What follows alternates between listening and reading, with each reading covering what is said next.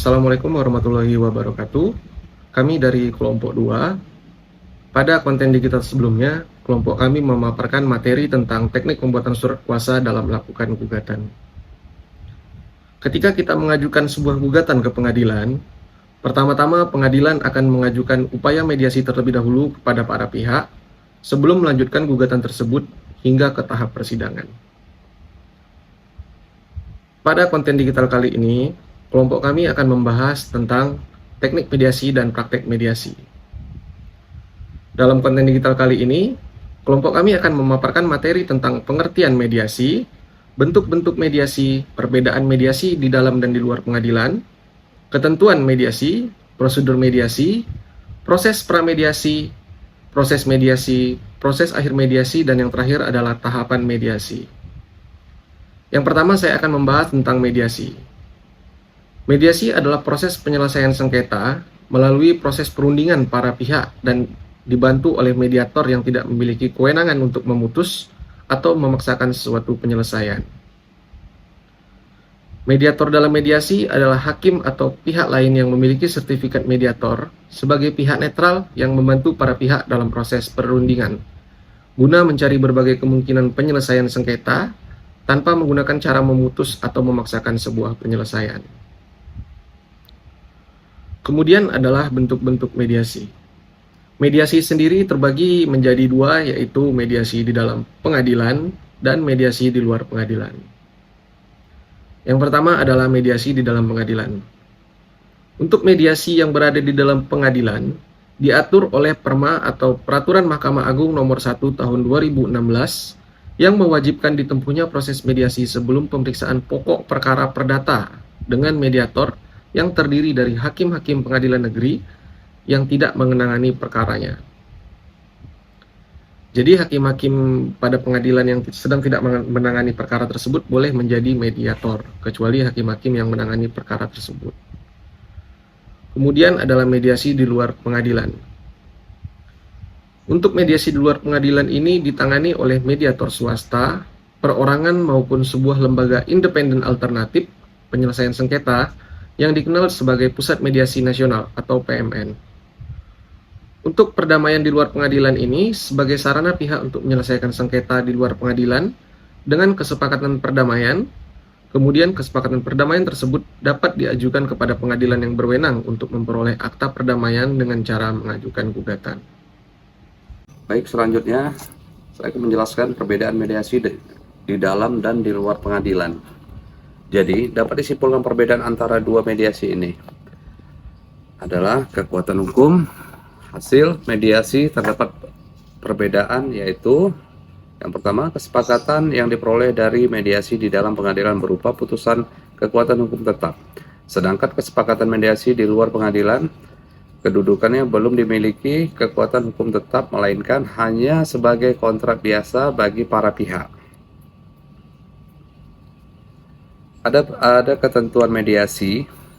Semua sengketa perdata yang diajukan ke pengadilan termasuk perkara perlawanan verzet atas putusan verstek dan perlawanan pihak berperkara atau parti verzet maupun pihak ketiga der dan verzet terhadap pelaksanaan putusan yang telah berkekuatan hukum tetap.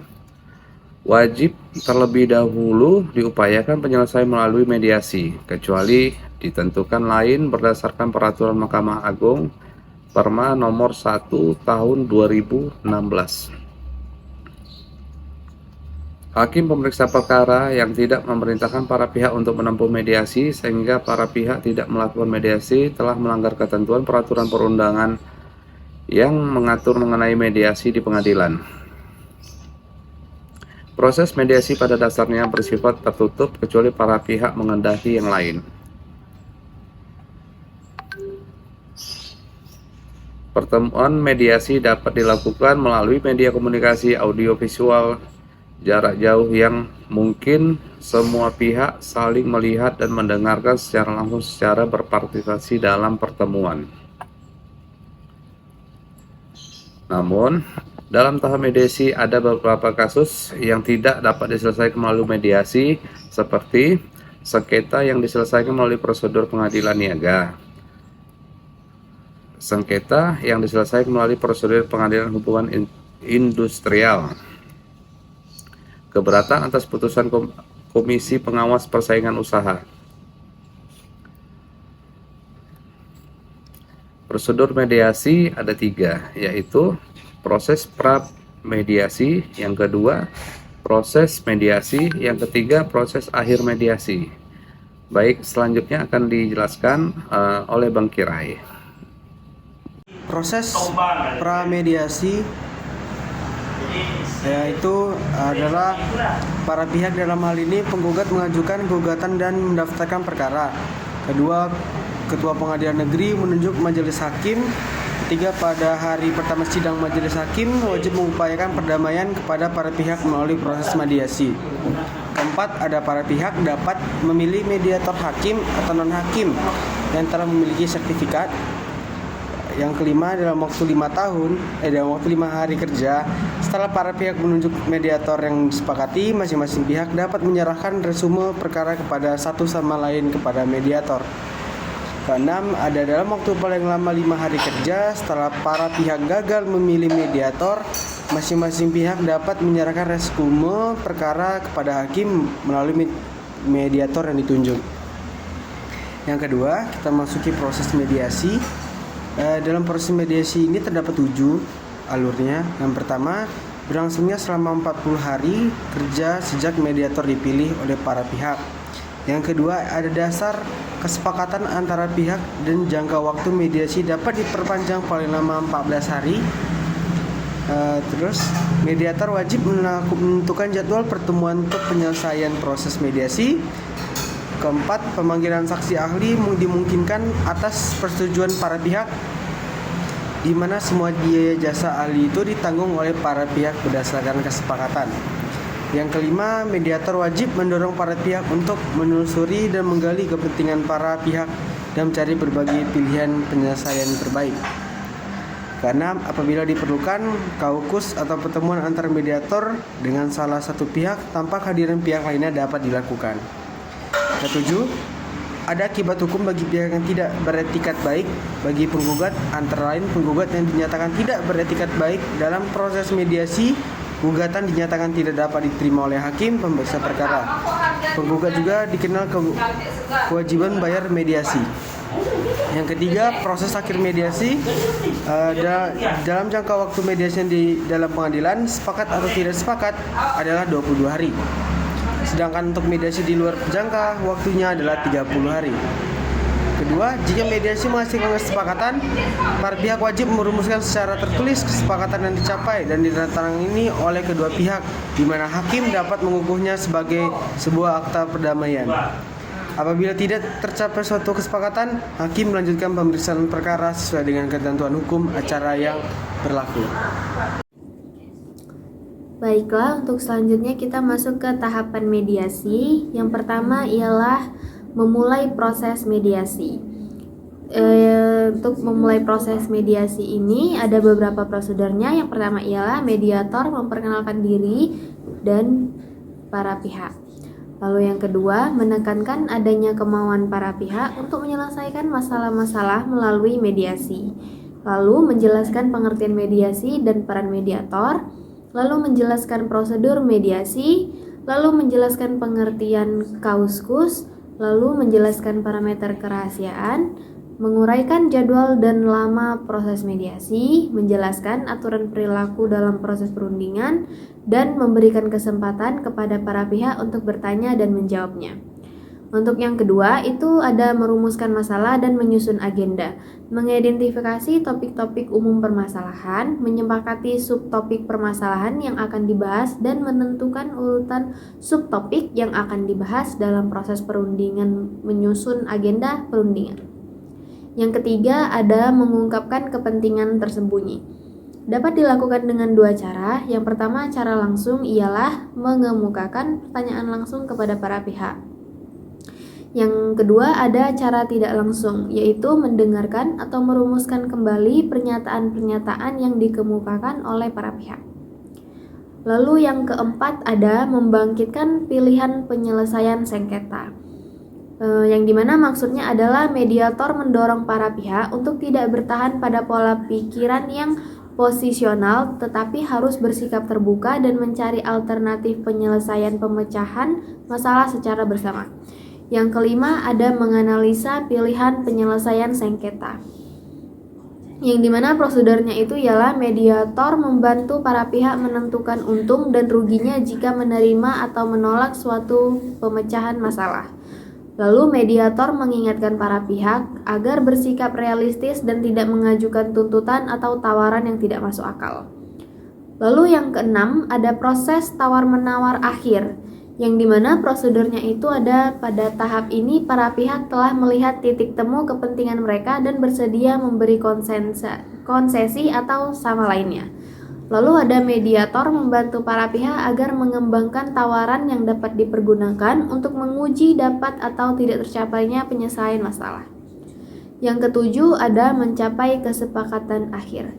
Para pihak menyusun kesepakatan dan prosedur atau rencana pelaksanaan kesepakatan mengacu pada langkah-langkah yang akan ditempuh para pihak untuk melaksanakan bunyi kesepakatan dan mengakhiri sengketa.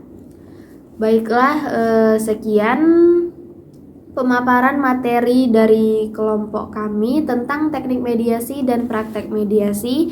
Lebih dan kurang kami mohon maaf. Wabillahi taufiq wal hidayah. Assalamualaikum warahmatullahi wabarakatuh. Mediasi dapat dilakukan di pengadilan maupun di luar pengadilan.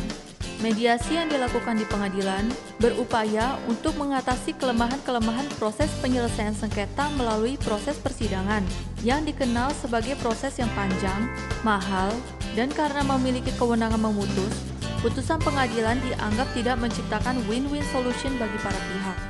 Mahkamah Agung pada tanggal 4 Februari 2016 mengesahkan Peraturan Mahkamah Agung Nomor 1 Tahun 2016 tentang prosedur mediasi di pengadilan. Perma ini adalah perma terbaru yang mengatur tentang prosedur mediasi di pengadilan dan menggantikan Perma Nomor 1 Tahun 2008 tentang prosedur mediasi di pengadilan yang lama. Terdapat 4 jenis mediasi yang diatur dalam Perma Nomor 1 Tahun 2016, yaitu: pertama, mediasi wajib; kedua, mediasi sukarela pada tahap pemeriksaan perkara dan pada tahap upaya hukum. Mediasi wajib di pengadilan dilaksanakan di saat awal persidangan sebelum gugatan dibacakan. Secara garis besar, prosedur mediasi wajib mencakup 1. Tahapan pramediasi, 2. Tahapan proses mediasi, 3. Tahapan akhir proses mediasi. Mari kita lihat satu persatu proses mediasi. Tahapan pramediasi. Penggugat untuk menyelesaikan sengketanya mendaftarkan gugatan ke pengadilan yang sesuai dengan kompetensi relatif dan kompetensi absolut pengadilan tersebut. Setelah gugatan terdaftar, pengadilan akan menentukan hari sidang pertama dan penggugat dan tergugat akan menerima surat panggilan sidang dari pengadilan. Berdasarkan pasal 17 Perma 1 tahun 2016, pada hari sidang yang telah ditentukan dan dihadiri oleh para pihak, hakim yang memeriksa perkara mewajibkan para pihak untuk menempuh mediasi. Hakim tersebut juga akan memberikan penjelasan tentang mediasi. Setelahnya, para pihak wajib menandatangani formulir penjelasan mediasi sebagai bukti telah mendapatkan penjelasan yang lengkap tentang proses mediasi. Kemudian, berdasarkan pasal 20 ayat 1, para pihak diberikan waktu 2 hari kerja untuk menunjuk mediator. Mediator yang dipilih harus memiliki sertifikat mediator dan terdaftar di pengadilan setempat. Lalu, berdasarkan pasal 20 ayat 3 Perma 1 tahun 2016, jika batas waktu 2 hari berakhir dan masih belum berhasil menunjuk mediator, maka majelis akan menunjuk mediator dari pengadilan, yaitu hakim yang tidak mengadili perkara tersebut. Mediator yang ditunjuk kemudian menetapkan hari dan tanggal pertemuan mediasi. Hal ini diatur dalam pasal 21 ayat 1 Perma 1 tahun 2016. Tahapan proses mediasi. Berdasarkan pasal 24 ayat 1 Perma 1 tahun 2016, para pihak kemudian menyerahkan resume perkara dalam jangka waktu 5 hari untuk diserahkan ke mediator agar mediator dapat memahami permasalahan dari sudut pandang masing-masing pihak yang bersengketa sehingga membantu mediator dalam proses mediasi. Setelah mediator menetapkan hari mediasi dan menerima resume perkara masing-masing pihak, proses mediasi sudah berjalan. Jangka waktu pelaksanaan mediasi adalah 30 hari sejak penetapan perintah melakukan mediasi. Atas dasar kesepakatan para pihak, jangka waktu mediasi dapat diperpanjang paling lama 30 hari. Hal ini diatur dalam pasal 24 ayat 2 dan 3 Perma 1 tahun 2016. Berdasarkan pasal 25 Perma 1 tahun 2016, materi perundingan mediasi tidak terbatas pada apa yang tercantum dalam gugatan saja. Bila kesepakatan tercapai untuk materi yang tidak tercantum dalam gugatan, maka penggugat dapat mengubah gugatan dengan memasukkan kesepakatan tersebut. Tujuan dari hal ini adalah untuk mempermudah para pihak mencapai kesepakatan. Jika dalam proses mediasi dibutuhkan keterangan dari saksi ahli, misalnya untuk penilaian atau penafsiran nilai sebuah aset, berdasarkan pasal 26 Perma 1 tahun 2016, maka biaya untuk ahli tersebut ditanggung oleh para pihak dan harus disepakati sebelumnya apakah hasil keterangan dari saksi ahli tersebut mengikat atau tidak. Tahapan akhir proses mediasi. Berdasarkan pasal 27 Perma 1 tahun 2016, jika proses mediasi berhasil, maka para pihak dapat memilih untuk 1. Membuat kesepakatan perdamaian dan dikuatkan dengan akta perdamaian melalui putusan majelis hakim. 2. Para pihak dapat meminta pencabutan gugatan. 3. Perubahan sebagian gugatan oleh penggugat dan sisa gugatan tetap dilanjutkan dalam proses pengadilan atau yang disebut keberhasilan mediasi sebagian. Kesepakatan sebagian ini diatur dalam pasal 29, 30, 31, dan 32 Perma 1 tahun 2016. Sebaliknya, berdasarkan pasal 32 ayat 1 Perma 1 tahun 2016, jika proses mediasi tidak berhasil, maka mediator akan menyampaikan ke pengadilan berikut dengan alasannya. Beberapa alasan untuk kegagalan proses mediasi antara lain: 1. Waktu mediasi habis, namun kesepakatan perdamaian tidak tercapai. 2. Tidak adanya iktikat baik, yaitu tidak mengajukan atau menanggapi resume perkara dan tidak menandatangani konsep kesepakatan perdamaian yang telah disepakati tanpa alasan yang sah. Dan bila mediasi tidak dapat dilaksanakan, berdasarkan pasal 32 ayat 2 Perma 1 tahun 2016, maka mediator akan menyampaikan secara tertulis kepada hakim dengan alasannya. Beberapa alasan mediasi tidak dapat dilaksanakan adalah: 1. Melibatkan aset, harta kekayaan, atau kepentingan yang berkaitan dengan pihak lain. 2. Melibatkan wewenang kementerian, lembaga, instansi pemerintah, BUMN, atau BUMD, sepanjang tidak ada persetujuan dari lembaga-lembaga tersebut. 3. Tidak beriktikat baik, yaitu tidak hadir dalam pertemuan mediasi tanpa alasan yang sah. Menghadiri pertemuan mediasi yang pertama, namun tidak menghadiri pada pertemuan berikutnya tanpa alasan yang sah. Dan ketidakhadiran berulang-ulang yang mengganggu jadwal pertemuan mediasi tanpa alasan yang sah. Patut diingat bahwa iktikat baik adalah kunci dalam proses mediasi. Terdapat akibat hukum jika para pihak tidak beriktikat baik dalam proses mediasi. Apa akibat hukum bila penggugat tidak beriktikat baik? Berdasarkan pasal 22 Perma 1 tahun 2016, penggugat yang tidak beriktikat baik, gugatannya dinyatakan tidak dapat diterima atau NO dan wajib membayar biaya mediasi. Jika tergugat yang tidak beriktikat baik, maka tergugat wajib membayar biaya mediasi. Hal ini diatur dalam pasal 23 ayat 4. Dan bila kedua pihak baik penggugat dan tergugat dinyatakan tidak beriktikat baik, berdasarkan pasal 23 ayat 8 Perma 1 tahun 2016, maka gugatan dinyatakan tidak dapat diterima tanpa penghukuman membayar biaya mediasi. Lalu, bagaimana dengan prosedur melakukan mediasi sukarela? Seperti yang sudah disebutkan sebelumnya, proses mediasi sukarela terjadi saat perkara sudah masuk dalam tahap pemeriksaan atau saat upaya hukum. Bagaimana melakukan mediasi saat perkara sudah masuk dalam tahap pemeriksaan perkara? Berdasarkan pasal 33 Perma 1 tahun 2016, para pihak dapat mengajukan permohonan mediasi kepada Ketua Majelis Hakim yang memeriksa perkara. Kemudian, Ketua Majelis Hakim segera menunjuk salah satu hakim pemeriksa perkara untuk menjadi mediator. Para pihak kemudian diberikan waktu paling lama 14 hari untuk melakukan mediasi. Lalu bagaimana jika para pihak mencapai kesepakatan, sedangkan perkara sudah masuk dalam tahap upaya hukum? Patut diingat bahwa upaya perdamaian dapat ditempuh selama sepanjang perkara sudah diputus pada pengadilan tingkat pertama dan belum diputus di tahap upaya hukum.